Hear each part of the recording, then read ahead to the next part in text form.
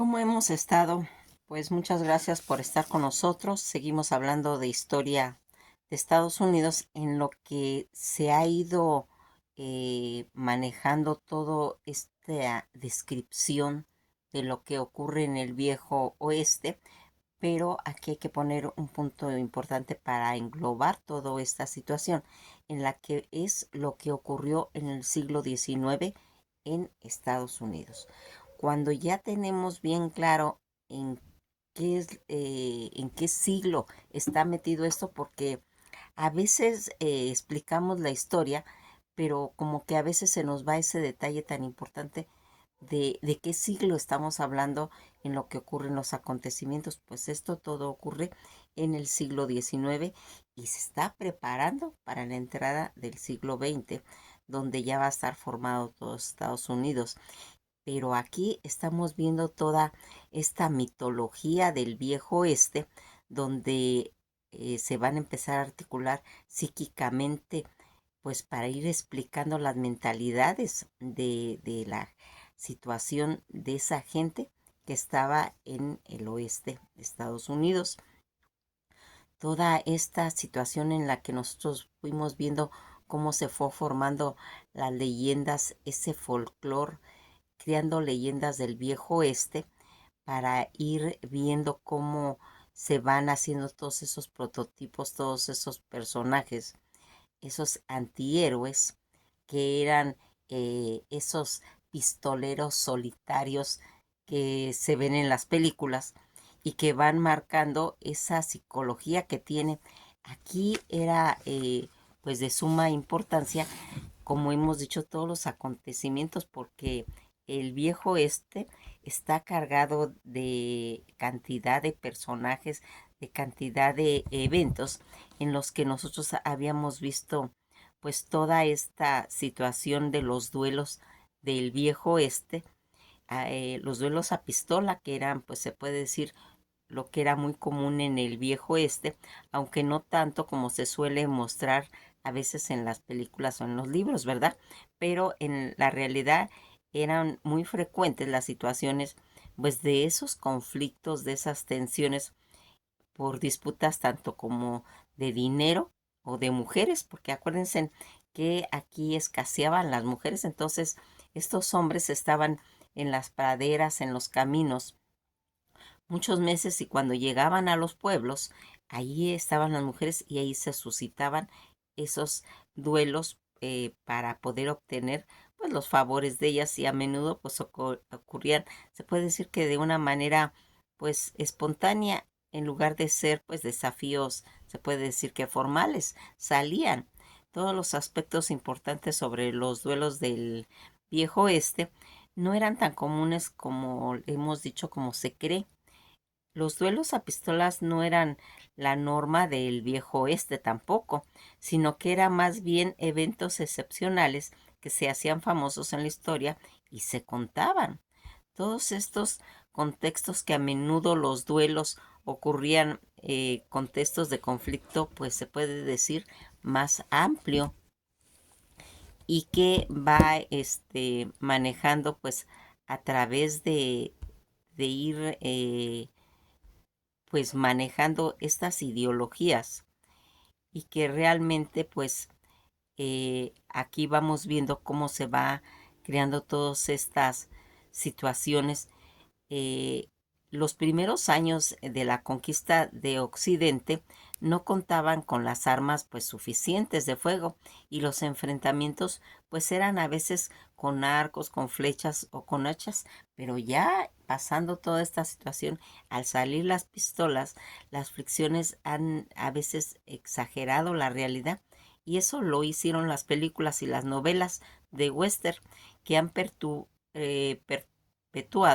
pues la imagen de esos duelos como, se puede decir, un evento común en el viejo este, pero en realidad eran mucho más pues variada. Los duelos más famosos que se dieron, que fue el de Will Bill y de Jacob y Davis, que fue un tiroteo que tuvo lugar en la Plaza Mayor de Springfield, en Missouri, y que se convirtió en uno de los modelos de duelo para la historia del viejo oeste. también el tiroteo del OK Corral,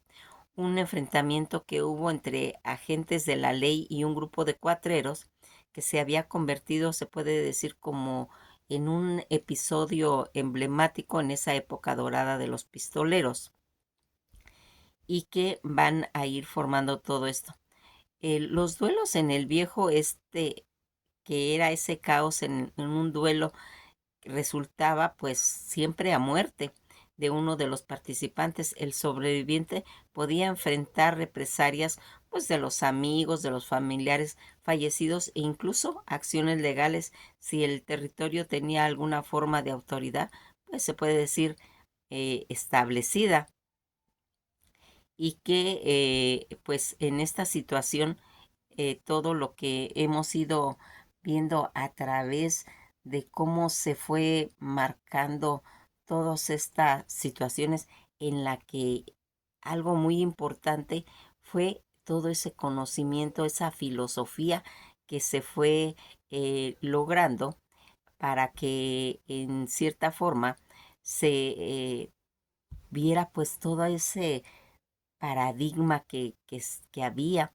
en cuestión de la filosofía que iba valorando la utilidad y el resultado práctico, que tenía una resonancia pues específicamente en el viejo oeste y que va a ir marcando donde la supervivencia de estos pueblos y la adaptación eran pues realmente cruciales en la vida del oeste, que se caracterizaban en un enfoque, se puede decir, muy práctico,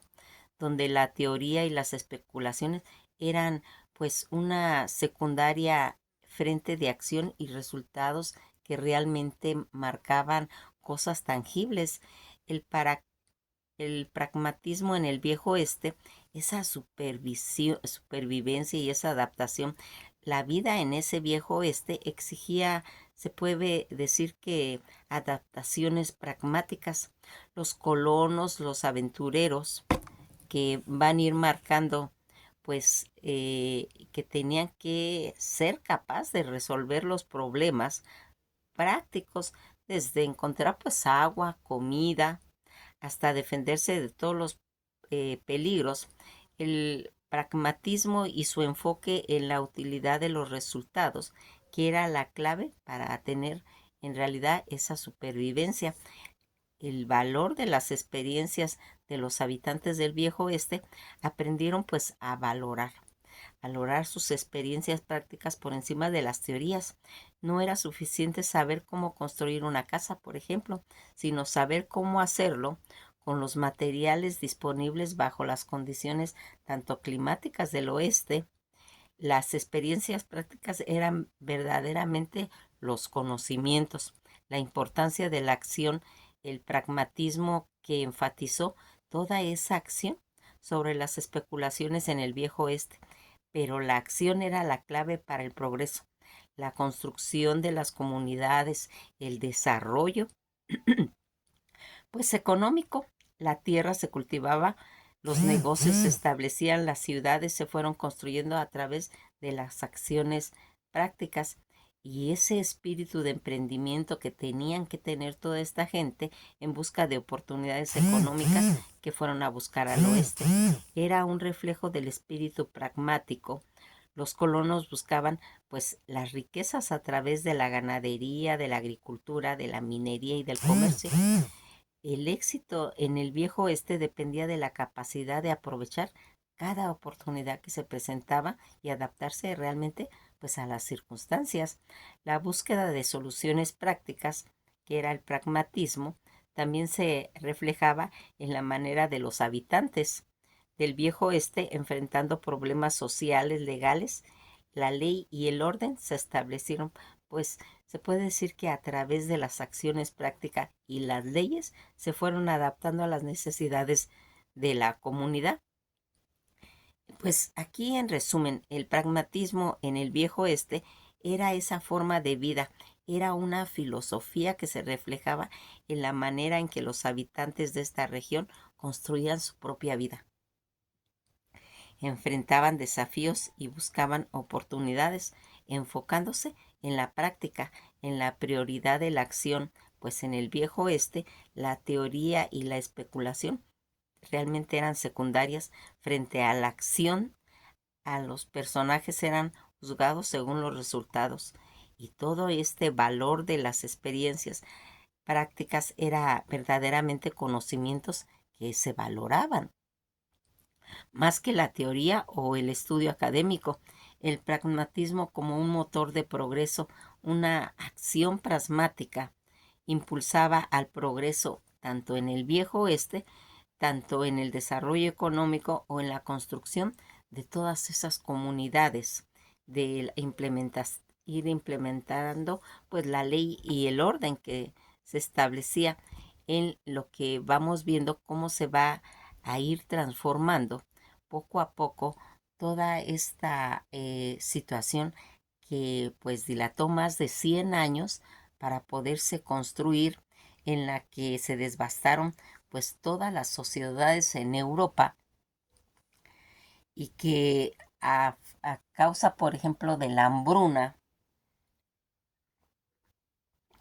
que había ocurrido cuando hubo todo lo que pasó en Irlanda por el problema de la patata, en la que de los 8,000 habitantes,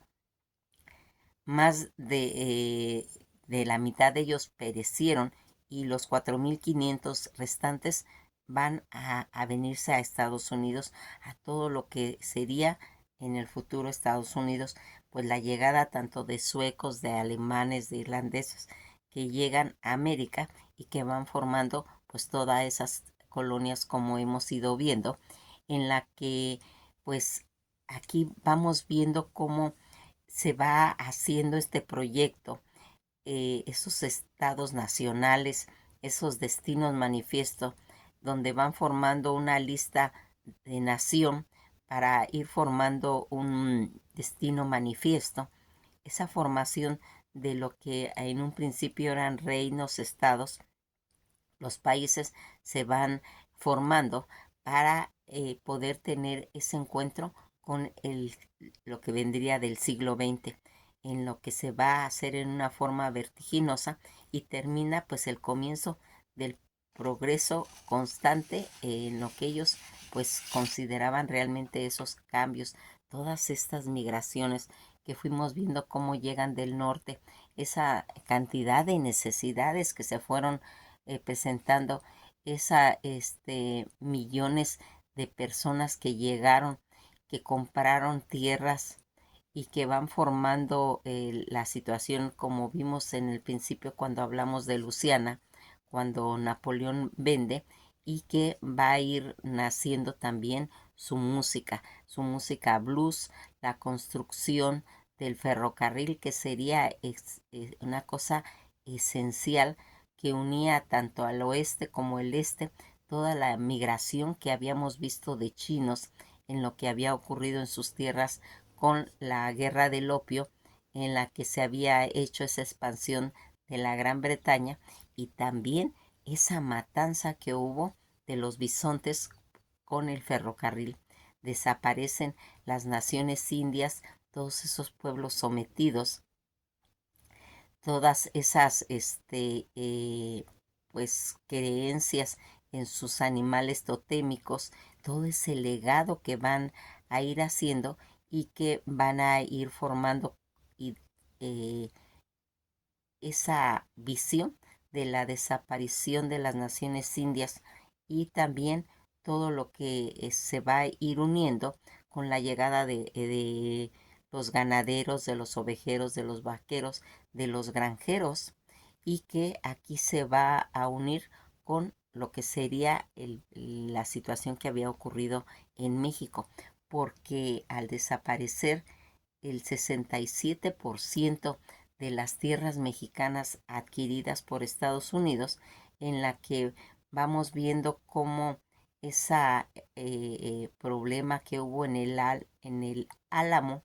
en el Alta California, toda esta situación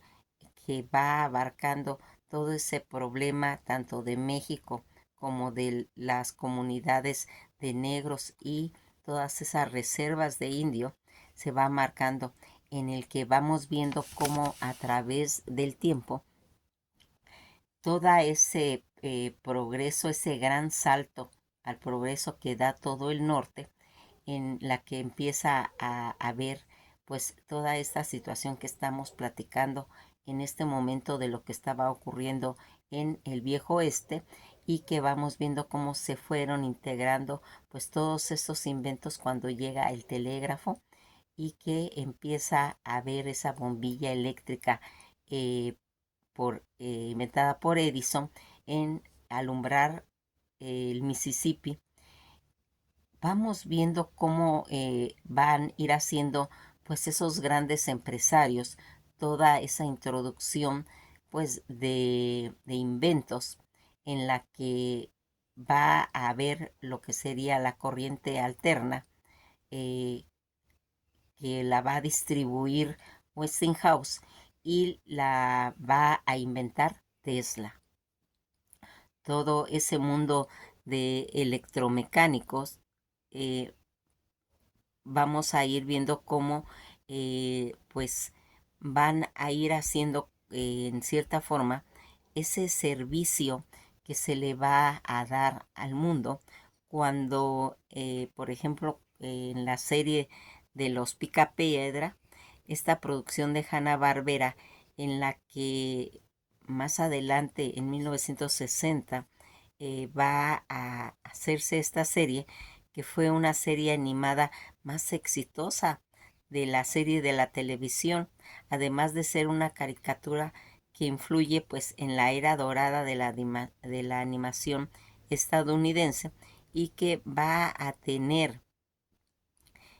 estar centrada en lo que serían todos los aparatos electromecánicos, como la licuadora, la tostadora, la lavadora, todos esos inventos que se van a ir haciendo y que en esta serie van a servir como de una, se puede decir, vitrina, para que las mujeres vean todas esos avances y los introduzcan en pues en el hogar. Vamos viendo que a través de esta serie, que después vamos a platicar pues más ampliamente de ella, vamos a hacer un video aparte, porque abarca mucho de todos estos inventos que se estaban suscitando en esa época, y que vamos viendo cómo va también llegando pues los frenos de aire comprimido en el ferrocarril, y toda esa situación en la que van a intervenir todos estos grandes empresarios como Rockefeller, todos esos magnates, todos esos petroleros, y que aquí vamos a ir viendo cómo a través de toda esta situación que hemos ido mencionando, porque todos estos eventos parecen como que están muy aislados, ¿no? Todo ocurrió en esa misma época, y que va a ir marcando esos avances a través de pues de lo que sería pues las patentes, algo tan importante, en la que se va inclusive a hacer lo que va a marcar el inicio de lo que sería pues la historia de Hollywood, y que vamos a ir viendo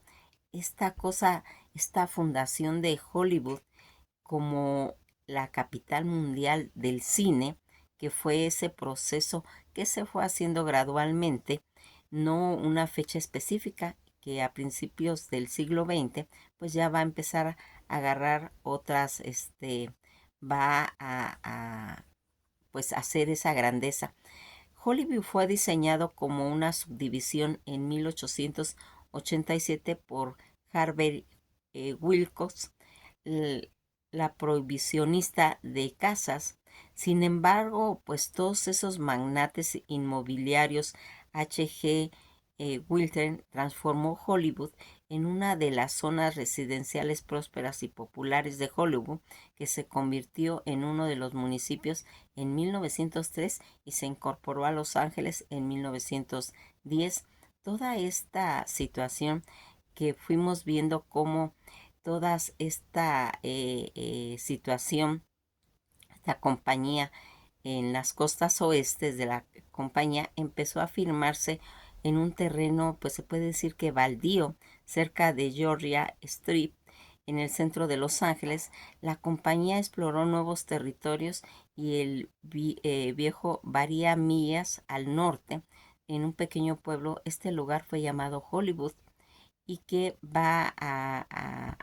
hacer cómo se va a empezando. Ya habíamos comentado que todo esto que estamos hablando va a ocurrir en el siglo XIX. Desde ahí van a empezar sus principios y que va a ver pues toda esa historia atrás que hay, cómo fue diseñada, cuáles fueron sus divisiones, que ya habíamos dicho que había sido desde 1887 por Harvey Wilkes, un prohibicionista de casas, mas sin embargo este magnate que transformó en esa zona va a ir haciendo pues los principios como una inversión de control, porque ellos necesitaban en cierta forma como una forma de escabullir de todas esas cosas que estaban.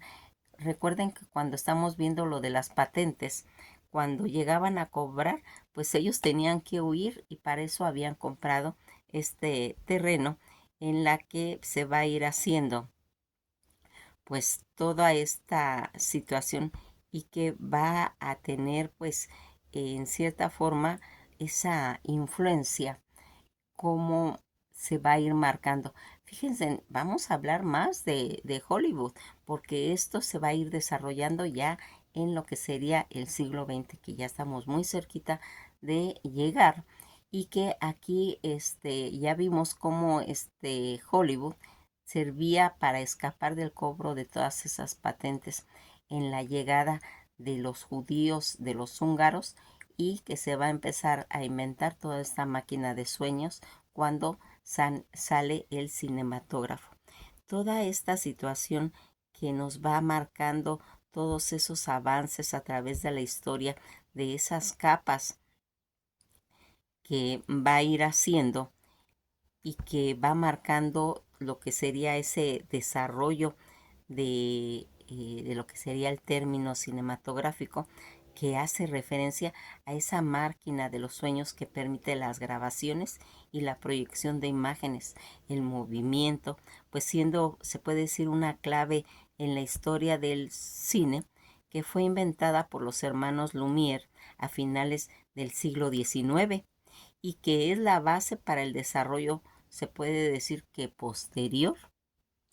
como arte y una forma de entretenimiento. El cinematógrafo en pocas palabras, es una máquina para filmar y proyectar que permite capturar imágenes en movimiento y luego proyectarlas en una pantalla. Inventado por los hermanos Lumière, fue la primera máquina de este tipo, siendo crucial pues en el nacimiento de lo que sería el cine.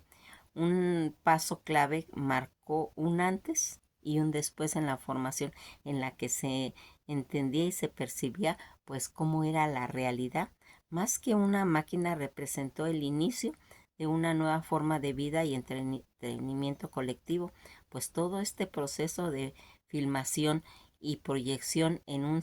cinematógrafo, en las primeras cosas como era pues la grabación, la proyección, la duración y todo este impacto que hizo un legado. El nacimiento del cine permitió que el cine pasara a ser una curiosidad a un arte colectiva, pues las primeras exhibiciones públicas se ofrecieron. La primera proyección pública fue en el Gran Café de París en 1895.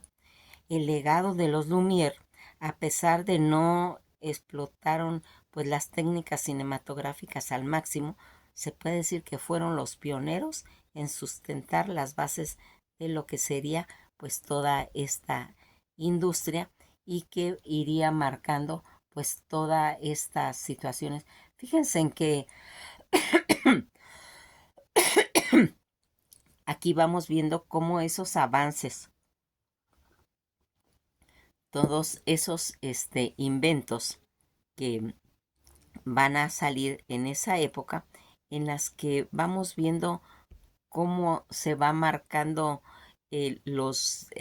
grandes inventos, pero también los pequeños, que son de suma importancia, como los blue jeans o los jeans, como se le llama en inglés. Tiene una historia legada, pues totalmente, como lo habíamos visto, en las minas, y que en el siglo XIX los obreros mineros que trabajaban y que tenían esa necesidad de que su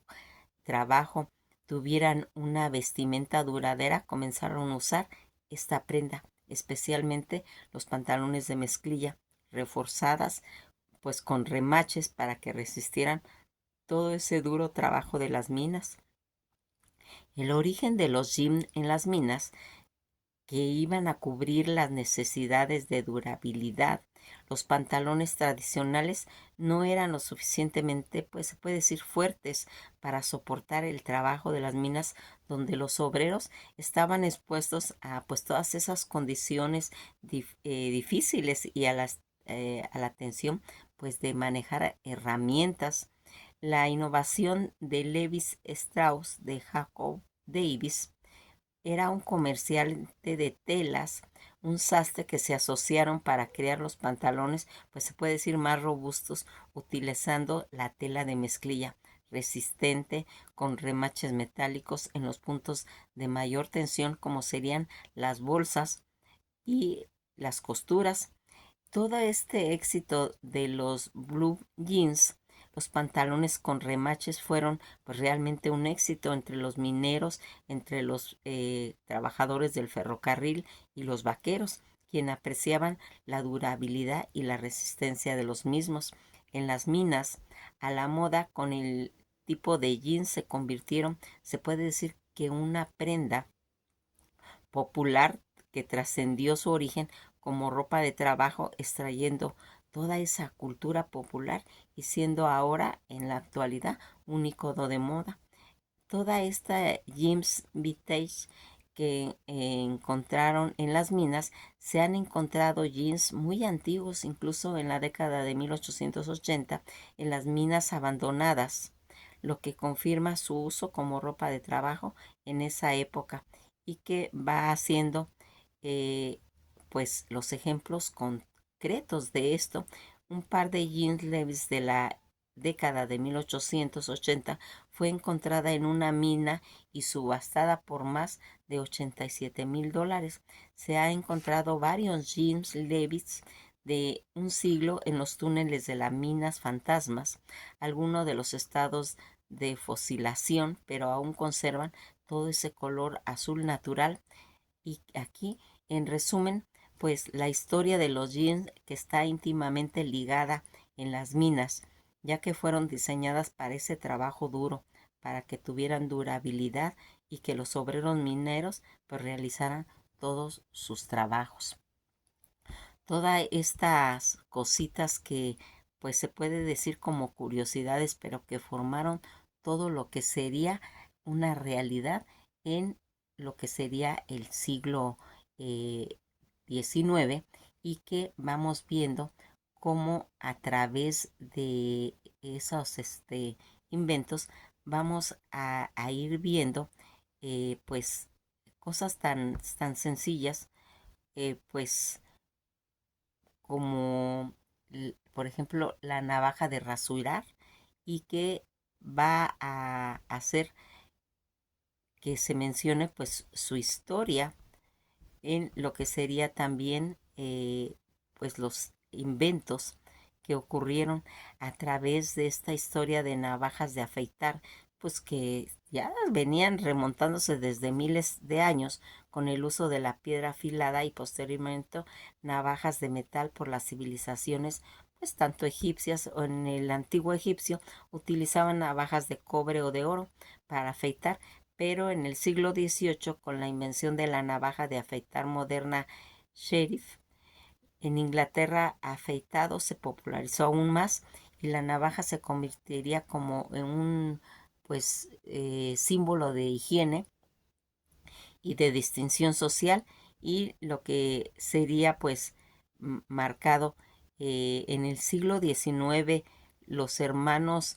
Keffler fueron inventando una cuchilla de afeitar desechable que se revolucionó realmente todo lo que sería la industria del afeitado, y que más adelante, ya en el siglo XX, que eso lo vamos a platicar más bien, ya sería Kit Kat Gillette, que revolucionó en el mercado con la navaja de afeitar como una cuchilla desechable, haciendo que el afeitado fuera más accesible y conveniente, y que lo que va a ir marcando toda una cultura en el aspecto de afeitado, que ha sido una práctica cultural en diversas civilizaciones, como comentamos, desde la antigua Grecia, Roma, Europa moderna. Y pues en resumen, la historia de la navaja de afeitar es una historia de innovación, desde la primera hoja afilada hasta las maquinillas modernas, marcando así todos los avances de afeitado a lo largo de la historia y la cultura, que vamos a ir pues desarrollando todos estos temas. Nos quedamos aquí, quisimos dar, pues se puede decir, un